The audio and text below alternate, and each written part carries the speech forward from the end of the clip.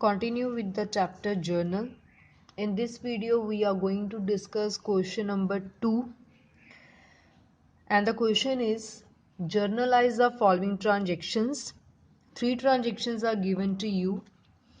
And I have already drawn the format of journal. That is journal, date, particulars, ledger folio, debit amount and credit amount. So the very first transaction is purchase goods for rupees 50,000 against check. 50,000 की goods को purchase किया गया है check देकर, मतलब जो payment हमने की है वो हमने चेक देके की है। तो इसको हम कैसे डिटेल में स्टडी करेंगे। सो हर एक ट्रांजेक्शन में से आपको 2 मेन आइटम्स को आइडेंटिफाई करना पड़ता है। तो सबसे पहले है कि हमने गुड्स को खरीदा है।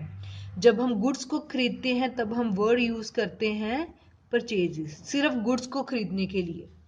सेकंड, जो आपने गुड्स खरीदी हैं उसकी पेमेंट आपने चेक देके की है, तो सेकंड मेन आपके पास आ जाता है चेक।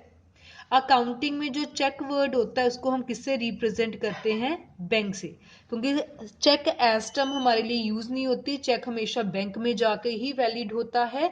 बैंक में जाके हम इसको इन कैश करवा सकते हैं या इसकी पेमेंट कर सकते हैं। इसलिए जो चेक होगा उसको हमेशा हम किसके साथ रिप्रेजेंट करेंगे, बैंक के साथ। सो चेक हमारे लिए यहाँ कौन सी टर्म बन जाती है, अल्टीमेटली बैंक। अब हमने गुड्स को परचेज किया है, तो परचेज जब हम करते हैं तो हमारे लिए एक्सपेंस होता है। एक्सपेंस के ऊपर कौन सा रूल लगता है, नॉमिनल अकाउंट का। और नॉमिनल अकाउंट का क्या रूल होता है, debit all the expenses and losses, credit all the incomes and gains. जितने भी आपके एक्सपेंस हो रहे हैं उसको हम क्या कर देते हैं, डेबिट। सो आपके एक्सपेंस हो रहा है तो इसको हम क्या कर देंगे, डेबिट। सेकंड हमारे पास है चेक, कि हमने चेक देकर जो है वो पेमेंट की है। चेक को हम किससे रिप्रेजेंट करते हैं, हम उसको बैंक से रिप्रेजेंट करते हैं। सो जो बैंक है उसने पेमेंट करनी है, ही इज अ गिवर।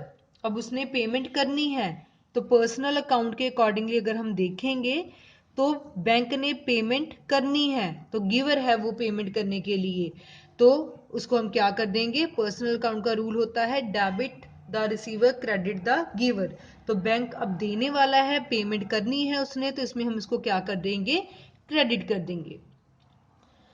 सो एक हमने डेबिट के लिए ढूंढ लिया परचेजेस, एक हमने क्रेडिट के लिए ढूंढ लिया बैंक, क्योंकि चेक को हम किससे रिप्रेजेंट करते हैं, बैंक के साथ। और अगर हम इसको ट्रांजैक्शन में लिखेंगे तो ये आपका बन जाएगा purchases account debit to bank account. हमने गुड्स खरीदी, हमारा खर्चा हो गया, खर्चे को डेबिट कर दिया।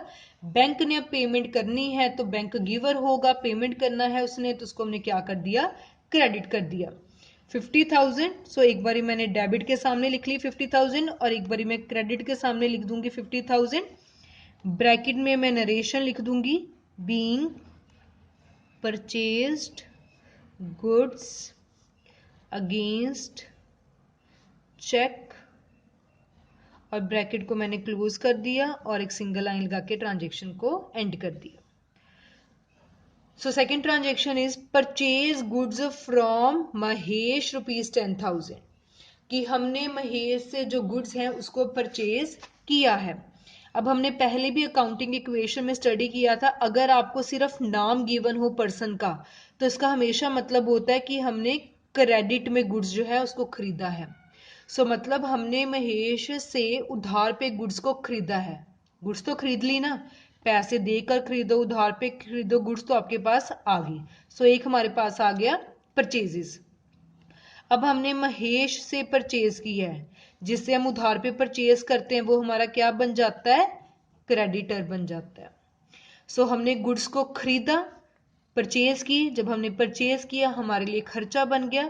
खर्चे के ऊपर कौन सा रूल लगता है, नॉमिनल अकाउंट का रूल लगता है, और नॉमिनल अकाउंट का रूल होता है debit all the expenses and losses, credit all the incomes and gains. जितने भी आपके खर्चे हो रहे हैं उसको आप क्या कर दो, डेबिट, और जितने भी आपकी इनकम्स हो रही है उसको क्या कर दो, क्रेडिट। हमारे खर्चे हो रहे हैं इसलिए हमने इसको क्या कर दिया, डेबिट। सेकंड था परचेज गुड्स फ्रॉम महेश, हमने महेश से उधार पे सामान खरीदा। अब महेश क्या होगा, कोई ना कोई पर्सन होगा, रियल पर्सन है ना, कोई नेचुरल, कि नेचुरल में कोई पर्सन है महेश, तो पर्सन के ऊपर कौन सा अकाउंट लगता है, पर्सनल अकाउंट का। पर्सनल अकाउंट का क्या रूल होता है, debit the receiver credit the giver, देने वाले को क्या कर दो, क्रेडिट। अब महेश ने हमें गुड्स दी है ना, वो तो देने वाला ही है, गिवर, तो गिवर को हम क्या कर देंगे, क्रेडिट कर देंगे। परचेज गुड्स फ्रॉम महेश, किसी भी ट्रांजेक्शन में अगर सिर्फ पर्सन का नाम गिवन हो, सिर्फ पर्सन का नाम, तो उसका मतलब होता है कि आपने उधार पे गुड्स खरीदी। सो गुड्स खरीदी, ये हमारे लिए खर्चा बन गया, खर्चे को हम नॉमिनल में रिप्रेजेंट करते हैं और जितने भी खर्चे होते हैं वो क्या हो जाते हैं, डेबिट। महेश कोई नेचुरल पर्सन है, तो पर्सन के ऊपर पर्सनल अकाउंट का रूल लगता है, और महेश ने हमें गुड्स दी है, ही इज अ गिवर, तो गिवर को हम क्या कर देंगे, क्रेडिट कर देंगे। सो परचेजेस में आ गया डेबिट, क्रेडिट में आ गया महेश। सो एंट्री आपकी बन गई purchases account debit to Mahesh account, bracket में लिख लिया, being purchased goods from Mahesh, bracket close, single line लगा के एंट्री बंद। अमाउंट थी 10,000 की, तो यहां मैंने लिख दिया 10,000 10,000। And the last entry is purchase goods for cash from Munish, कि आपने गुड्स खरीदी हैं पैसे देकर मुनीश से ₹5,000। और अगर हम इसमें ध्यान दें तो एक तो आपने गुड्स खरीदी हैं, सो आपका पहला मेन बन गया गुड्स जो आपने खरीदी हैं परचेज है। सेकंड, आपने पैसे देके खरीदा है, किससे, मुनीश से। अब इसमें आपको पर्सन का नाम भी गिवन है और कैश भी गिवन है। हमने जब पहली एंट्री पढ़ी थी तो उसमें सिर्फ पर्सन का नाम गिवन था, तो हमने ले लिया क्रेडिट।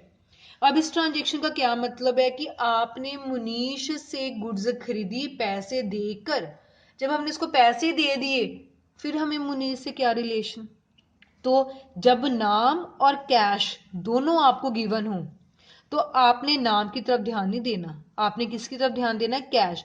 क्योंकि मेन क्या हुआ कि कंपनी में आपने गुड्स खरीदी और आपके पैसे गए, अब वो जिसके मर्जी पास जाए, मुनीश के पास, मोहन सोहन के पास जाए, वो हमारा कोई रिलेशन नहीं, क्योंकि हमने पैसे दे के खरीदे हैं।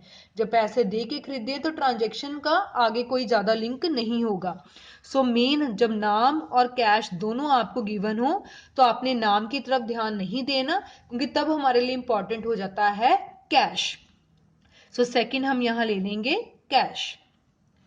परचेज हमारे लिए एक्सपेंस होता है, एक्सपेंस के ऊपर रूल लगता है नॉमिनल अकाउंट का, नॉमिनल अकाउंट का रूल होता है debit all the expense and loss, जितने भी एक्सपेंस है उसको क्या कर दो, डेबिट।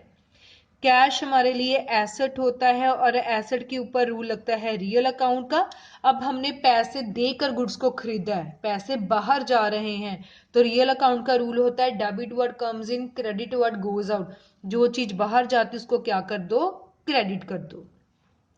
सो परचेजेस को हमने कर देना है डेबिट, कैश को हमने कर देना है credit.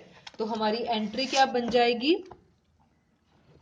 Purchases account debit to cash account being purchased goods for cash from Munish, bracket close and single लगा के एंट्री बंद। अमाउंट था आपके पास 5,000 एंड 5,000। सो लास्ट में हम टोटल करते हैं, क्योंकि 3 ट्रांजेक्शन थी, तीनों हमने लिख ली। अब एंड में जर्नल का टोटल करना है, 50,000 plus 10,000 plus 5,000, it comes to be 65,000। Similarly credit में 50,000 10,000 5,000, ये भी आपके पास आ गया 65,000। Debit must be equals to credit. So this was about question number 2 of chapter journal.